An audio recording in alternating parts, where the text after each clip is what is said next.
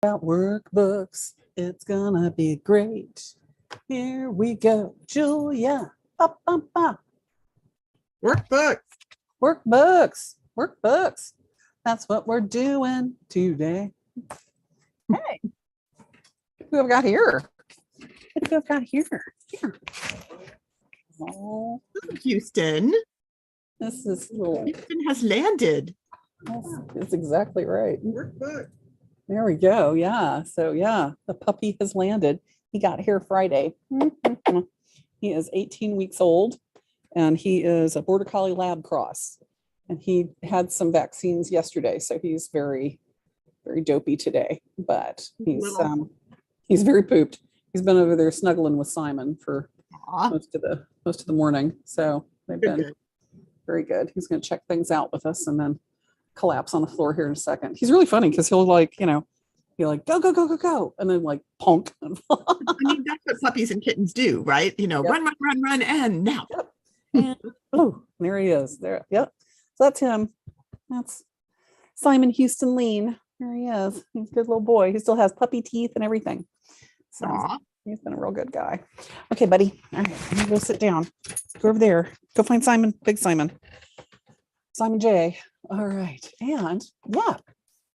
So he's like, new place. This is the first time he's been to the studio. So okay. So discovery. But workbooks. Hi, everybody. Hi. It's me, Jennifer from Little Metal Foxes. And Julia, also from Little Metal Foxes. Hi. And Houston. Houston, new to Little Metal Foxes. Our new agent of chaos. Newest agent of chaos. Yes. That's right. So yeah. So Julia, let's talk a little bit about some workbooks and how they work for you. What do you do with them? How do you use them? What good are they? Why workbooks? Why would we even do this? Why? Well, the search for the perfect project notebook is a bit like, the search for a unicorn or a holy grail, right? It's like the same exact thing isn't going to work for everybody, but it also isn't even going to work for one artist all the time, right? I was going to say like a pair of jeans, but yeah. Yeah, a pair of jeans, like you can get a good fit, but it's not the perfect garment for every occasion, So I actually use, and I'm sort of defaulting back to this, even though I've tried some digital things. I use this. Yeah. This is a lab notebook. It's got a sewn binding and it has, I'm trying not to lose the things that I was going to show you. It has blank pages. So it's completely blank pages. Okay. So what I can do is those ruled or like dot grids, right? Can get ruled and dot gridded ones, and having some graph paper in it, which is actually an element of one of these other books, would be really nice. But I don't want to have ruled ones. I liked having plain because then I could put sketches and whatnot. And the way I used it is I would actually take photographs of the work and print them out and glue stick them in, right? Because then I would have the images in here along with and I'm trying to find one that has some pictures. Like that? Yes. I would do something a little more involved. So like here, I'll show you one. Yeah. I've got one of the things that I'll do regularly is I will take a photograph of the work in progress, which I did with this one. And so I've got like beginning, kind of where it started is back here, this ghost image, because it's just kind of like isn't what it turned out to be, but basically in progress and the finished piece. So this actually is a piece that's in the gallery right now in a show. And they wanted to see the process. And I had those process shots, but if I have pieces that I'm working on and I have to kind of wipe them off the bench, I will take a picture of it where it is with all of its parts, print that out. I'm fortunate to have a printer here in the studio, bag them up, put the picture in the bag with the parts, and then put it on my bulletin board. I just particularly good if you're doing something like what you're doing, where you're arranging the stones and you have to arranging the parts, and they can be in many different spaces. I know Ron Ho used to do something similar. He would pick out the stones he was going to use. He would lay them onto a sheet of paper in his sketchbook and he would sketch around them, and then he would like draw the design around it, and he would do several different configurations. Yeah. One of the design tricks that Eleanor Modi would use is actually using her color copier and lay the stones, so they're facing down on the copier, so you get an image of them. But that way you had, the scale, the placement, and then she would like draw the ligature and framework and, structure and where around it, right? Yeah, and where things are going to go and the logistics of how it's going to work. So, and she'd also make notes on those as to, what the stones were, where she got them, how much they cost. And that's basically the kind of information that you're putting into something like a workbook. But finding one that works for you can be a little tricky. So Helen's made one that is pretty good that I like, and it has little foxes on the cover, and but it has the different elements of what you're doing, how much it costs, how long you spent on it. And for me, I keep coming back to this one. There's not one that I've used that I've really liked. I have worksheets, because when I'm working production, I have worksheets that tell me which wire it is, what the order number is, so I can reorder it when it's out, how much I'm going to need, what the measurements are. That way, if I'm doing production, I know exactly what it's going to take. And basically, it's like a recipe, right? Exactly. So for stuff like this, it's a recipe book. I know, what it's going to look like. I take a picture of it, what the name is, what wire it's going to take, how long it takes to make it, what the Rio, order number is for the wire. So that also helps me with pricing, because I know, how much it costs and what it takes. With and I was showing this one earlier that is one of the commission pieces that I recently did, and doing some research on the original piece that she gave me. She wanted to change it into something new completely, right? And I had to do some research on what it was. It wasn't exactly what the customer thought it was. And I had to be like, okay, here's the research that I found. Do you still want me to proceed with this? And give her an estimate on how much it was going to cost. So, for me, we had to sort of talk about that a little bit. But, that way, I had a value of what this piece is worth in materials as well, because its retail value is very different than its material value. Right. So if you're just counting, I mean, if it's got gold and precious stones in it, or precious materials of any kind in it, it's going to have like a spot value, right? Like if you melted down the piece, the value of the gold and precious metals in it are X, right? And the value of stones are Y. And that's your baseline. And from there, you have to add labor, you have to add additional materials and stones and things like that. Well, and one of the things that we had talked about as an exchange, that we had to sort of get worked out, because this is one of the reasons I had to do some research, is finding out exactly what this was made out of, because it was sterling, and find out what the stones were, because the assumption was that these were they were diamonds, and they were white sapphires, and some of them were synthetic stones. So, doing some research, into the company that produced this, the retail value was like 1,000. The material value was like under 20, because they were about $30, because it was, sterling and some, white sapphires. White sapphires and some stones. I had her tag had a little gold on it, but that was it. So there wasn't a lot of material value. So we had to sort of look at that, talk about what she wanted to do. And then I had to come up with, all the parts that I was going to be using for the new piece, the time, what I was doing, and come down with a bottom line, so I could give her even an estimate of what it was going to cost for me to do the piece. And, so for that, this workbook and workbooks like this can be really, really valuable. Thomas Mann, down in New Orleans, does a really wonderful workshop on pricing your work and doing these worksheets.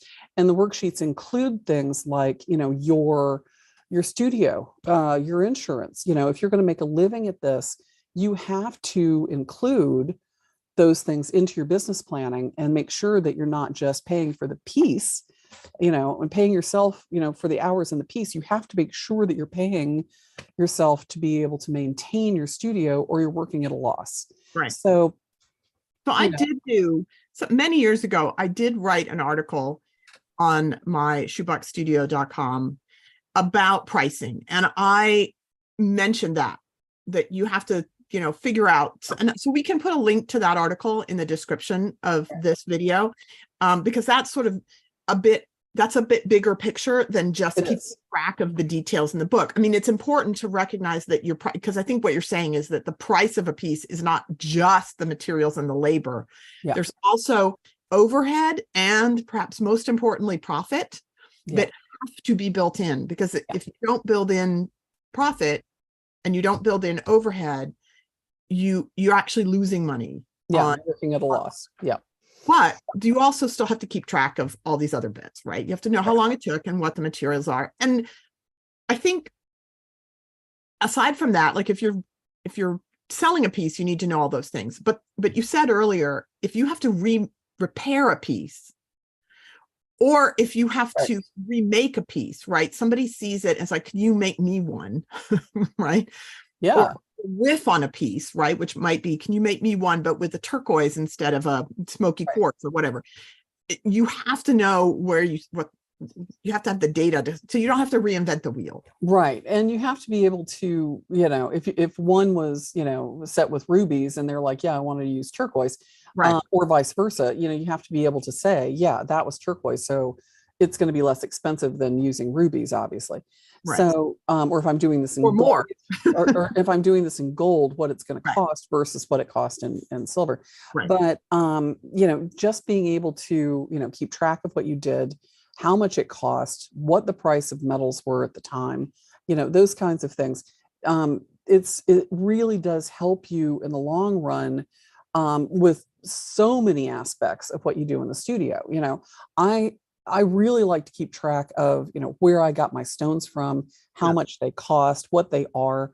And it's, some of them are not, very expensive stones, but I got them from a source that I really like, and I want to keep using them. And I need to know, how much those actually cost. So sometimes I'm using like, rose cut sapphires or something that I really just am like drool over. But it's like, where did I get those from? I get them from this person, or this person. So, and how much did I actually pay for them? So, being able to go back to that person and say, hey, do you have any more similar stones? Yes. Is really important. Or if a customer or somebody loses a stone or breaks something, being able to go back and say, yeah, I'm going to have to, get another stone. And a lot of the stones I use are unique. They're not, right. There's a limit to what machine cut stones. So, yeah. So I also loved that you said that one of the things you do is keep track of the stock numbers for the materials so that you can reorder easily. That is freaking brilliant, because especially if you're doing something over and over and over again, if you have to look it up, or you go to the Rio Grande site, or you go to Auto Fry's site or whatever, occasionally stock numbers change, but more often they'll just be out of stock of something, so it won't pop up and you're like, wait, what happened? So if you know what the stock number was, that can be helpful. Also, if there's something that's been closed out, you can call them and say, can you make some? Sometimes they can make some. Sometimes they can make some. Sometimes they can tell you who their supplier was if they've just stopped carrying something. Knowing the stock number can be really helpful. Right. So some of the, like this one of the pieces that I'm sort of playing with right now is like a ball wire. And ball wires look suspiciously similar when you're not holding them side by side. And if you flatten them, they look different. So it's like, what size ball wire was I using? So, I have to write that down so that as I'm making more of them, again, I've got a recipe book for that. And I have to know, what size they were, what I did to them, how long I need for different, pieces. So I actually know, how to cut, how many balls it takes to make a certain size ring. Exactly. Well, and especially if you're altering the material, right? So you're flattening it. You can't just measure it later. And say, oh, that was an 18 gauge. It's like, no, because it's completely exactly right. I have to say, So, one of the things I've done is for those kinds of production things, I actually use recipe cards. I use index cards. oh yeah, and that works great So too. I Yeah. have a recipe card box that has index cards in it and the little, manila separators. It's like earrings and Oh, this. that's And that. brilliant. And so then when I'm making something, I'm pulling out just the one card and I have that on my bench. And if I have to stop partway through, I can kind of sweep it with all of its parts onto a tray instead Right. of having the whole book. Because if you have the whole book, then it's like, Yeah. if I'm doing Well, multiple, that's actually very clever. yeah, That's really clever because yeah, in the place that I work, we have like different maker sheets for, different things. And a lot of those are in like slip document protectors, and the samples are in there, and so you end up with like this binder of recipes. and, right. and it works really well. It works really well because you can like take out the sheet, put it on the desk, follow along, stick it back in the book. It's And the difference between having a cookbook and you've opened the whole cookbook in the kitchen to having a recipe card. And yes, the two different methods, neither one of them is superior to the other. They have different yeah, proponents. and Different there I'm sure are people that can do this. Like you just copy your format and just fill it in and just have like your maker guides for everything there. And there are software programs. There are different companies that actually have, and I've forgotten the name of a couple of them, but there are a few that you can you have like your inventory, and then you have your maker guide, and the maker guide will deduct it from your inventory and tell you when it's time to reorder. And so it's like when it gets low, it automatically adds it onto your order sheet. So there are, basically that's using your computer as your maker guide, or what you're working on. I really like to be able to take like notes, draw. So a lot of my pages actually have my drawings in them as I'm going, especially the one-of-a-kind pieces. So when I'm doing something like that. That's one of the downsides to this book, because this book, it's really designed to have two pieces. Yeah. Like this is two separate things. Right. And especially if you're developing something, you need more room.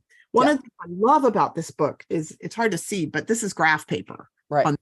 Yeah, you can see it. Yeah. And so having integrated graph paper is pretty cool. Yeah. I would basically just like it to have more. Yeah. Well, even if you were cutting those out and using them as recipe cards. Yeah, you could totally do that. Yeah. So, and then it has the graph paper, because the way this book is done, I like this aspect of it. This book, it has the graph paper on one side, and then it has so you could pull a page out of here, cut it in half. You could have the sketch on the back. You could have the materials and time and all of the cost and everything, and some notes, notes on the front. And you could use them basically as recipe cards. Yeah. Now, and this is available on Amazon. Yeah. And we can put the link in the chat below. One of the other things that's nice about this is that it has a table of contents, which I have not filled in on this, but you can actually put like what your item number is, the date, what it is. So you don't have to like go through the entire book looking for what it is you're looking for. Yes. And that is, and I actually do in this book, in this one, I have created a table of contents. I number the pages, and I created a table of contents for that exact purpose. Right. I don't know what happened to it. Here it is. So I started out, it's like I just draw it. Yeah. And that's super helpful. I mean, it's for I'm not the most organized person in the world. That's why I love you. Because you're the organized side of my brain. And so it's really important to be able to like keep track of those things so that you don't get frustrated with like all the little stuff that you've got to sort of find and reorder, and what number was that, and and what size was it that I used before, or if you need to go back to an idea that you haven't had a chance to finish. Right. So but it has to be easy. Yeah. It has to work for you, because I have to say that one of the things that I find difficult, I love my notebook and the way it works. The one downside to it is I have to I have to mess around with. I have to take the photos. I have to like size them onto a sheet of paper. I have to print it out and then I have to glue it in. And so that is a hurdle that, I have many pages in here where I have photos, but they're not in the book because they're still on my phone, and I haven't had the time to do that whole thing. So I had been experimenting a bit with a program with my iPad. I was using something called Notability, which is designed for taking notes on PDFs. So it really isn't the most optimal for this, but what I was trying to figure out was a way that I could get images and text into one document more seamlessly, because I wanted to be able to just write and type or draw, in sketches. And I don't know that Notability is the one. I have another one that Notion that I was looking at too, that I haven't really investigated as much. But if y'all have any suggestions for a digital version of an easy way to take digital field notes, really is what I'm looking for, to be able to include photographs, sketches, type text, because I touch type and that's nice, or be able to write in longhand if you want. That would be cool.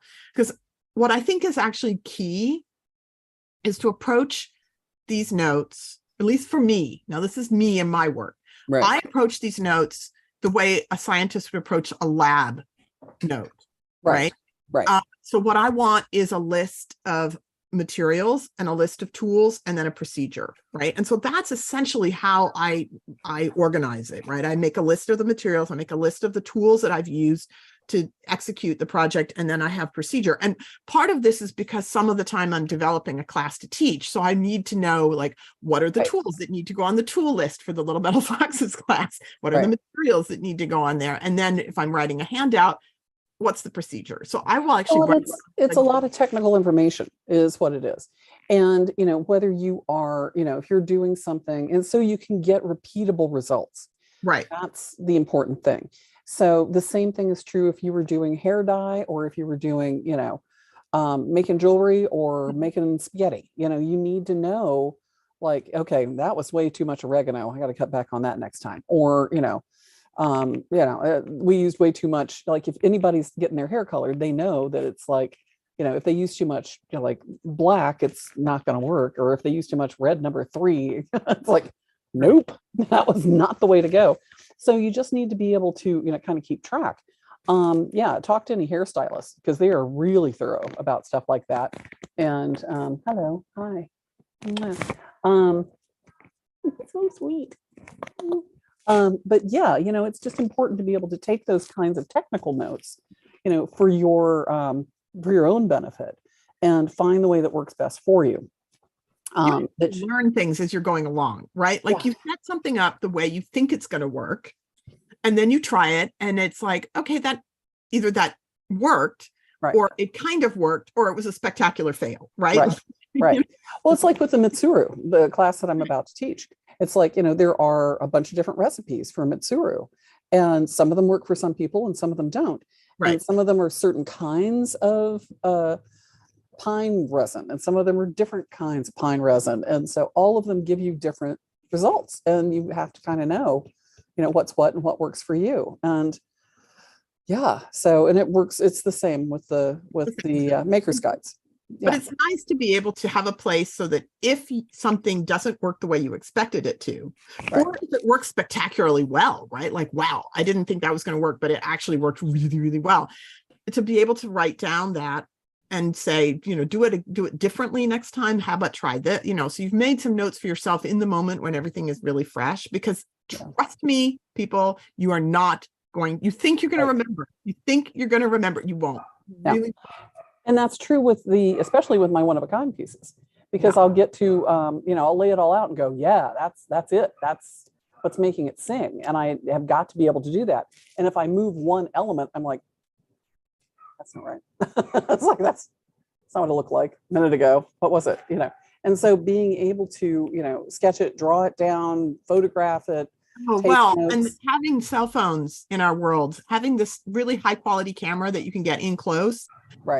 It's such a boon. It's such a gift to be able to do that. It's so easy. You can look at the picture, you can zoom in, you can crop it, you can do all kinds of stuff. Before, you had to take a picture, hope it was in focus, send it out to get it developed. We remember this. Yeah. It's like film development. Oh, I've got to go get it. I can't afford to have it printed. oh no, oh, I've got to have the slides of all this. I have to have like 10 slides for, applications or sending them out for it's like, who can afford to apply for shows and a fee? Oh no, yeah. Exactly. But I mean, I've got, the camera and I can take a picture and I can instantly print it out with my printer and I'm good to go. So yeah, it makes it a lot easier. I wanted to mention this, and I will find the link for this Yeah, in the description too. This is a study sheet that was done by Charles Luton Brain. right, right. And it includes the date and the date due, right? Actually, let me turn on my It's like a 20-pound bag of sugar sitting in my lap. It's a good thing. 20-pound sack of sugar. So this is this sheet. Oh yeah, there we go.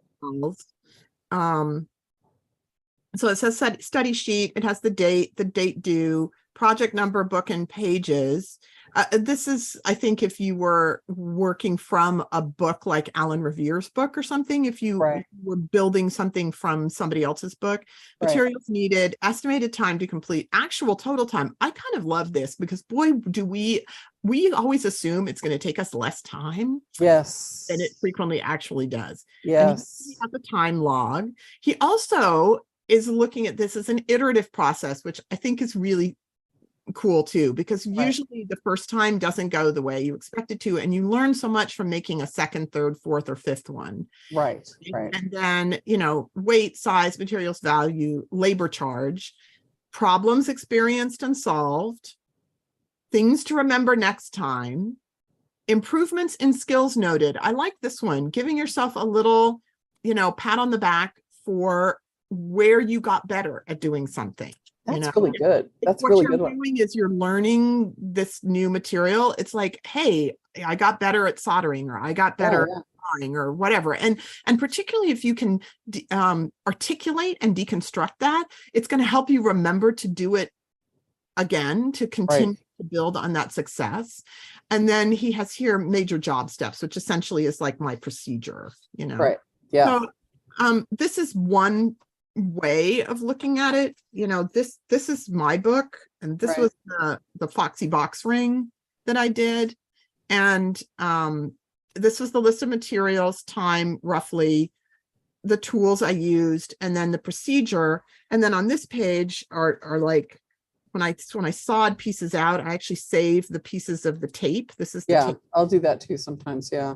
This was the original drawings. This says original sketch ideas from Peggy Foy, Tisha Abramson, and Jennifer Stenhouse, 7/16/21, Unicorn Ladies. And we were trying to decide what to make. I was going to make a box ring for the class. And so we had a bunch of ideas. And then this one, which was kind of a cat, I turned into, this was my final drawing for the fox. I ended up moving his tail because that was the size of the piece of metal that I had. So I'm going to put his tail up higher because then it'll fit on the sheet. Right. And I planned out where the joints would be and what the drawings were. And then this was the tracing paper that I used to cut out the pieces. So I had to cut the face on one side. Right. And then I also have a little note here, a better way, right?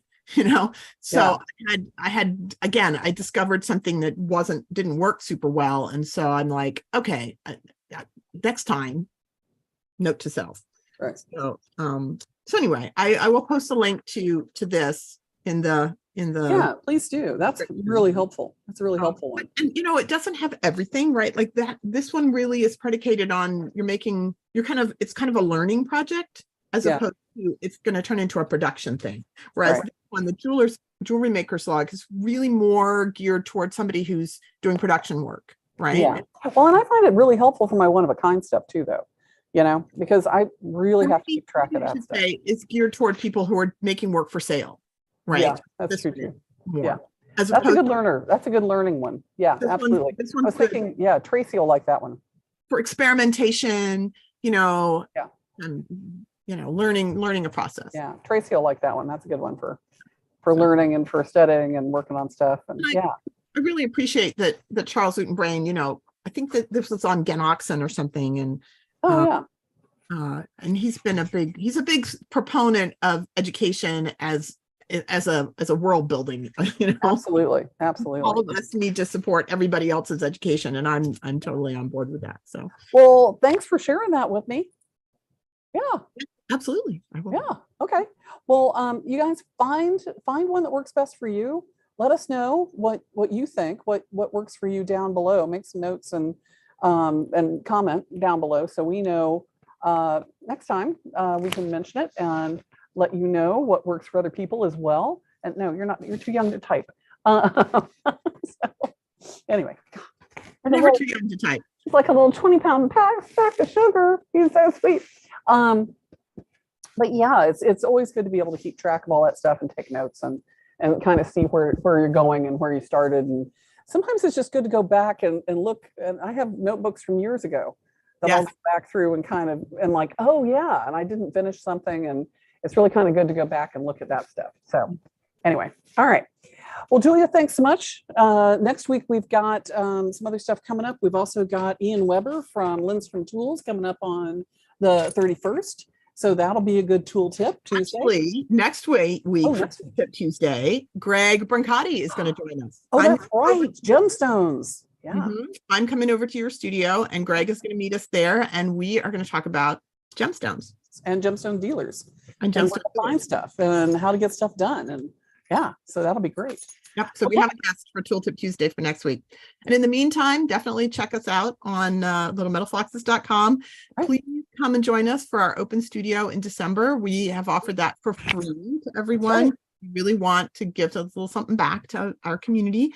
And we also want to encourage you to come and see what all the fun is about in open studio. It's a really good group, and it's a lot of fun. It's a good co-working space and a great place to get answers to your questions. So that's right. Well, thanks, Julia. All right. I will see you later on. All right. Bye. Thanks, everybody. We'll see you guys later. Let us know if you have any questions. Click that like button. Subscribe.